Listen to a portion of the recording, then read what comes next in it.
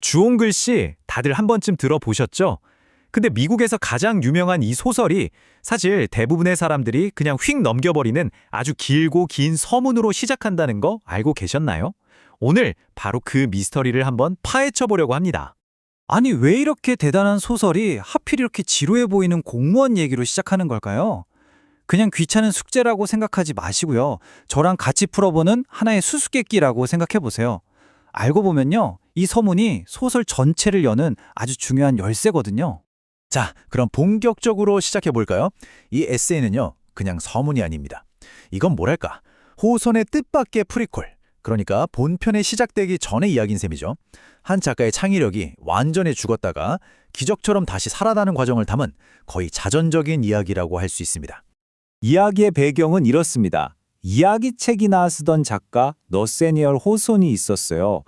그런데 이 사람이 생계를 위해서 자기 고향인 세일럼에 아주 조용하고 뭐랄까 점점 쇠락해가는 그런 세관에서 검사관으로 일하게 된 거죠. 작가가 공무원이 된 거예요. 악몽의 시작이죠. 와, 이 문장 하나만 봐도 분위기가 딱 느껴지지 않나요? 구식 의자에 앉아있는 한 줄의 존경스러운 인물들. 그들은 종종 잠들어 있었다. 그가 일하던 곳은 말 그대로 생명력이라고는 전혀 없는 늙고 영감 없는 동료들로 가득 찬 정말 숨막히는 공간이었던 겁니다. 거기 동료들이 어땠냐면요, 정말 가관이에요. 영혼이나 생각은 없고 오직 식욕만 남은 사람, 왕년의 전쟁 영웅이었지만 지금은 그냥 조용한 노인, 그리고 평생의 경험에서 알맹이는 다 버리고 껍데기만 소중히 간직한 늙은 선장들. 작가인 후손이 정말 창의력의 사막 한가운데 뚝 떨어진 거나 마찬가지였어요. 바로 이게 핵심 갈등입니다. 매일 반복되는 단조로운 일, 그리고 아무런 영감도 주지 못하는 사람들. 이런 환경이 그의 창조적인 영혼을 아주 적극적으로 갉아먹고 있었던 겁니다.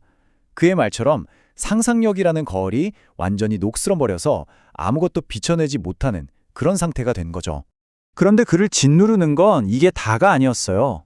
두 번째 갈등이 있었는데 이건 좀 더 근원적인 문제였습니다. 바로 그의 조상들이 남긴 무거운 유산, 조상의 저주였죠. 자, 이 타임라인을 한번 보세요. 1600년대 초 그의 첫 조상은 퀘이커 교도를 엄청나게 박해했던 청교도 판사였어요. 그 아들은 또 세일럼 마녀 재판의 판사였죠. 아주 엄격하고 단호한 사람들이었던 거예요. 그런데 200년이 지나서 그 후손인 너세니얼 호손은 뭐 하는 사람이죠? 이야기책 작가잖아요. 스스로가 이 위대한 조상들 사이에서 나온 뭐랄까 타락한 게으름뱅이, 한심한 이야기꾼이라고 느꼈던 겁니다. 엄청난 압박감이었겠죠. 여기서 정말 중요한 포인트가 나옵니다. 호손은 그냥 우리 조상들이 좀 심했지 하고 넘어가는 게 아니에요. 자기가 직접 그 죄책감을 짊어지겠다고 선언하는 거죠. 이거 어디서 많이 본 주제 같지 않으세요? 맞아요. 바로 주홍글 씨의 핵심 주제, 대물림되는 죄와 정확하게 연결되는 지점입니다. 자, 이렇게 창의력도 죽어가고 조상의 죄책감에 짓눌려 있던 호손에게 드디어 한 줄기 빛이 보이기 시작합니다. 이야기의 흐름을 완전히 바꿔놓는 다락방에서의 놀라운 발견, 어둠 속에서 찾아온 한 줄기 불꽃 같은 이야기죠. 장소는 세관 2층에 있는 먼지가 뽀얗게 쌓여서 아무도 찾지 않는 잊힌 방이에요. 한번 상상해보세요. 낡은 종이 냄새, 삐걱거리는 마룻바닥, 모든 게 멈춰버린 것 같은 바로 그 공간에서 이야기가 다시 숨쉬기 시작합니다. 그 먼지 더미 속에서 그는 낡고 누런 양피지로 쌓이고 빛바랜 붉은 테이프로 묶인 작은 꾸러미 하나를 발견하게 됩니다. 뭔가 딱 봐도 범상치 않아 보이죠? 마치 잊혔던 역사가 나 여기 있어 하고 말을 거는 것처럼 그의 손끝을 통해 강렬한 호기심을 불러일으켰을 겁니다. 자, 드디어 꾸러미를 엽니다. 안에는 오래된 원고 한 뭉치가 있었고요. 그리고 달고 빛이 바랜 고운 붉은 천으로 된 어떤 물건이 함께 들어있었어요. 낡았지만 여전히 강렬한 붉은색. 이제 다들 짐작하시겠죠? 소설의 심장이 될 바로 그 물건입니다. 네, 바로 그거였습니다.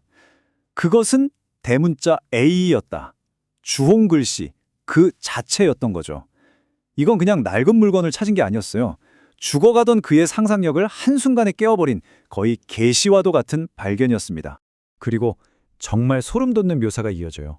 그 A 글자를 가슴에 딱 대보는 순간 마치 그 글자가 붉은 천이 아니라 시뻘겋게 달군 쇠인 것 같은 뜨거움을 느꼈다는 거예요. 와, 이건 거의 초자연적인 경험이죠.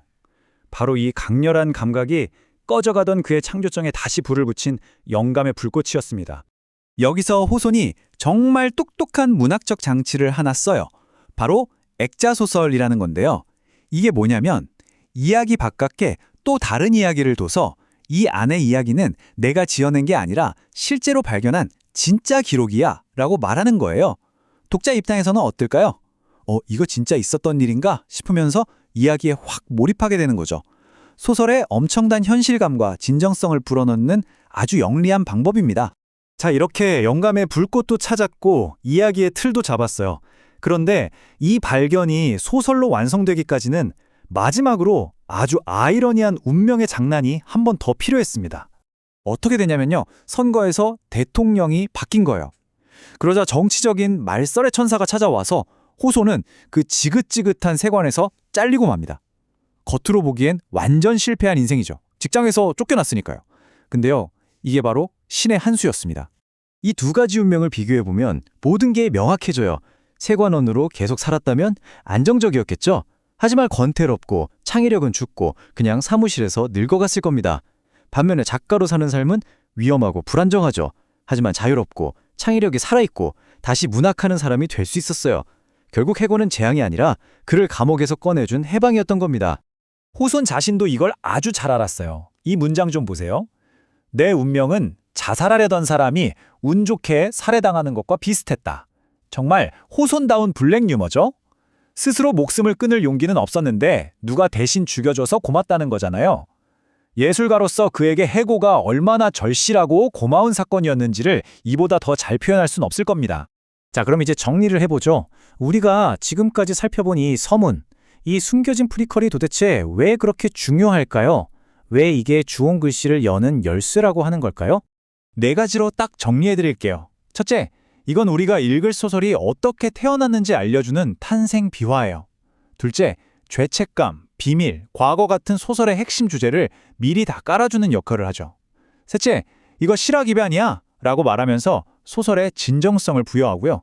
그리고 마지막으로 가장 중요한데 작가 자신의 고뇌를 소설 속 인물들의 고뇌와 자연스럽게 연결시켜줍니다. 그러니까 이 서문을 읽고 나면 소설이 완전히 다르게 보이기 시작할 겁니다. 마지막으로 여러분께 이 질문을 한번 던져보고 싶어요. 작가 호손이 자기 조상들의 과거 때문에 괴로워했다는 사실을 알고 나니 주인공 헤스터 프린이 자기 자신의 과거 때문에 고통받는 이야기가 어떻게 다르게 읽히시나요? 작가의 투쟁과 인물의 투쟁, 이 둘의 연결고리를 생각하면서 주원 글씨를 다시 한번 펼쳐보시는 건 어떨까요?